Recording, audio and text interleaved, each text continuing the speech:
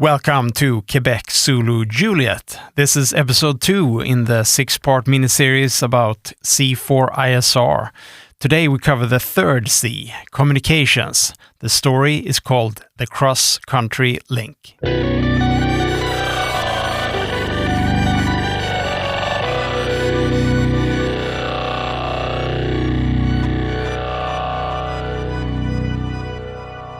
The plan was simple. 2 pairs of friends on cross-country skis would set out from opposite trailheads, meet at a cabin on the high plateau, and return before dusk. Anna and Marcus clipped handheld VHF transceivers to their chest straps. Tom and Layla did the same on the far side. Their radios were tuned to a shared channel, call signs assigned. At the trailhead, Marcus keyed the radio. Alpha 1, this is Bravo 1. Radio check, over. A pause, then Tom's reply, thin but clear.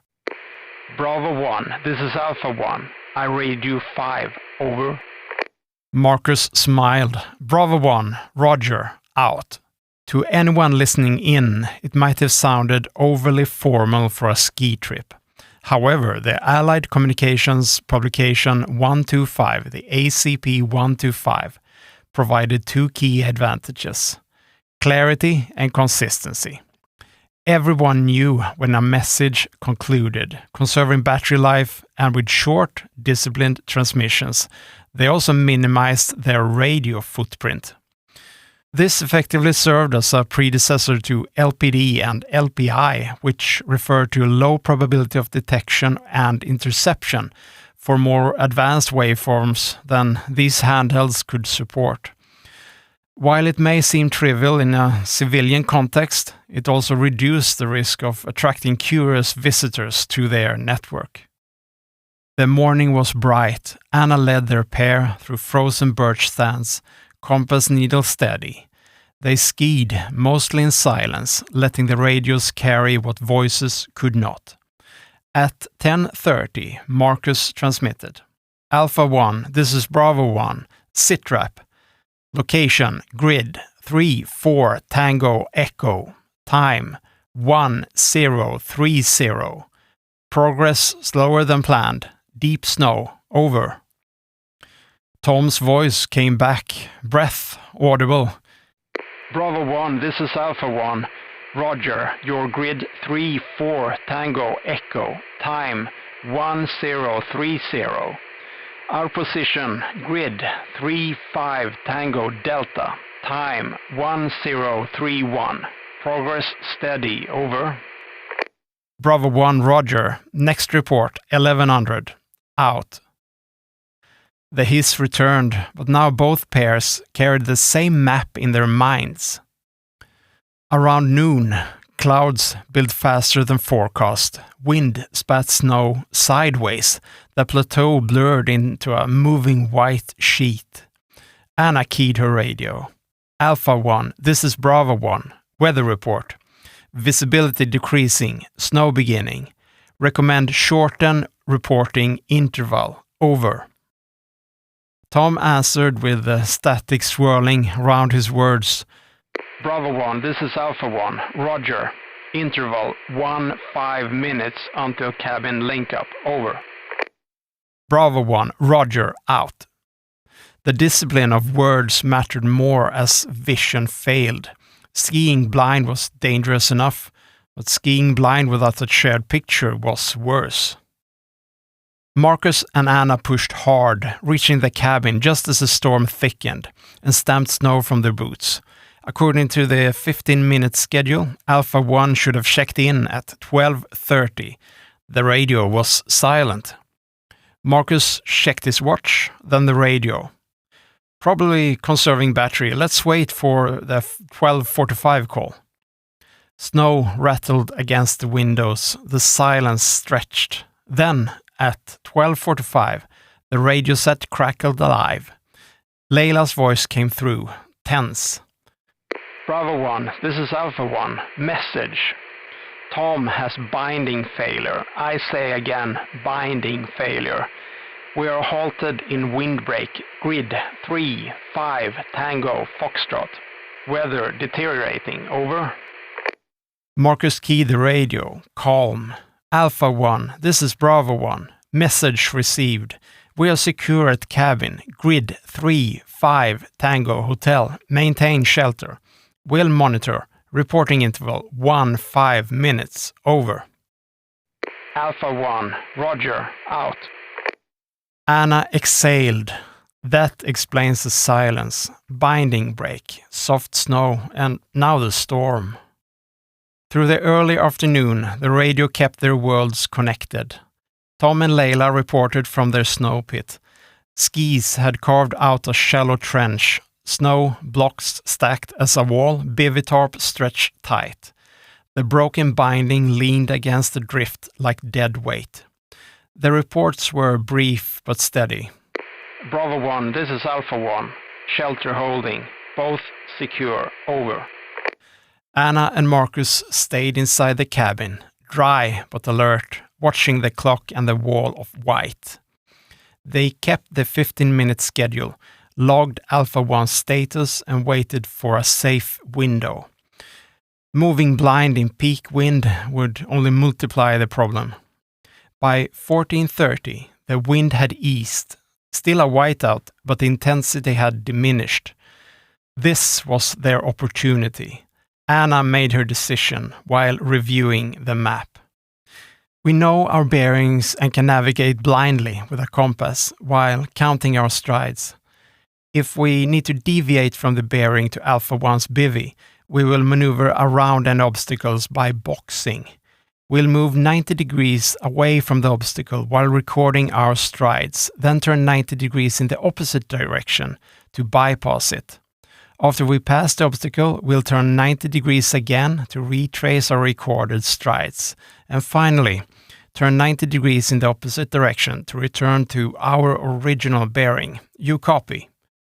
Marcus scratched his forehead briefly. All right, the boxing method. I've only practiced this in land navigation training, not in these conditions. But I know you are far more experienced here than I am. So I'm in. Anna stood tall, radiating determination as she sealed the decision. Let's go bring them in. They stepped into the white, radios crackling lifelines. Alpha 1, this is Bravo 1. Departing cabin, bearing 119er. Coming for you. Time 1-4-4-5. Over. Layla answered, voice muffled but steady. Bravo 1, this is Alpha 1. Roger. Holding position. Over. Bravo 1, Roger. Out. As the terrain forced adjustments, skirting a pine stand, crossing a shallow gully, detouring around knee-deep drifts, Anna recorded each change on waxed paper in her waterproof notebook. A compass bearing, stride count to mark distance, and a short terrain note. Every 15 minutes, Marcus transmitted a position update to Tom and Layla, ensuring the two maps converged.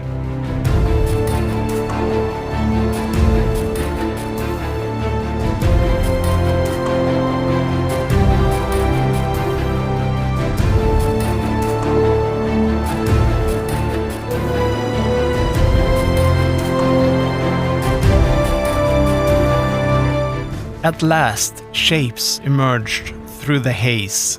Two figures crouched behind a wall of snow blocks. Tom waved, one ski slung uselessly on his pack. Relief spread like warmth. In the bivvy, Anna poured hot coffee. Marcus pulled out his repair kit, straps, tape, even a spare tent peg. With Layla steadying the ski, he lashed the broken binding back into shape. Tom clipped in cautiously, pushed forward a meter, then nodded. She'll limp. Well, good enough. They essentially backtracked the list of bearings and stride counts Anna had recorded on the waxed paper log. Reciprocal bearings 180 degrees from each outbound leg, and the same stride counts in reverse. Together, the four moved with deliberate strides through the whiteout. As the fastest skier, Marcus provided rear security in front of Tom and Layla, who were exhausted from their efforts and bivouacking. Anna led the way, navigating with compass and log, carefully backtracking to the cabin. At 15:20, the cabin loomed from the snow like a ship from fog. All four stumbled inside, grinning with relief. They turned off their radios and placed them on the table, antennas dangling. Just tools, yet tools that had conveyed purpose and control through weather, distance, and adversity. That concludes the Cross-Country Link, a narrative about communications, or C3, Command, Control, and Communications. C3 emerged as a concept in the mid-20th century, particularly during the Korean War in the early 1950s.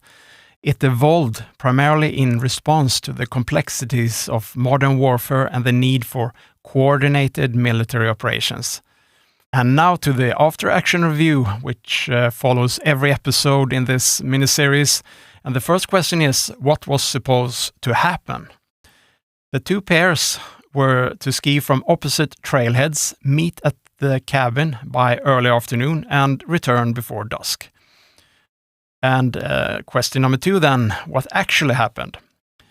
Weather worsened earlier than forecast, and one ski binding failed, forcing Alpha 1 to halt and bivouac. Their 12:30 check-in was missed, raising concern until they transmitted at 12:45 with a sit-rep. Bravo 1 waited for the storm to ease, then navigated by compass, recorded bearings and stride counts during their rescue ski. They linked up, effected a field repair, and used the reciprocal of the logged legs to backtrack all four safely to the cabin. And question number 3 then, why did it happen?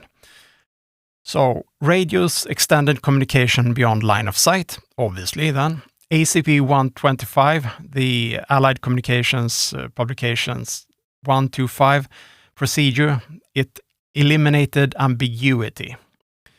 Shared check-in intervals provided rhythm and accountability, making a missed report immediately noticeable. Alpha 1's decision to hold position prevented compounding the problem. Always good. Bravo 1 used disciplined land navigation, bearings, stride counts, terrain notes, recorded in real time to manage the whiteout. Field repair and reciprocal backtracking enabled a controlled return. So, 4 then, what did we learn?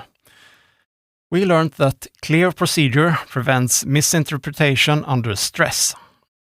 A missed report is itself information. Silence signals a problem. Radios are lifelines, not shatter. Recording bearings and stride counts during movement transforms guesswork into certainty. So sometimes the right call is to stay put until help can find you. And finally, in both civilian and military contexts, communication is a thread that keeps command and control alive. The takeaway of this episode is simple. Clarity beats shatter. Brevity, correct pro words, and disciplined timing turned static into coordination. So, that's it for this episode, and up next, it's computers, not as mere curiosity, but as essential decision support tools. You've been listening to Quebec Zulu Juliet. Until next time, stay safe, stay prepared, and stay curious. This is Mike, out.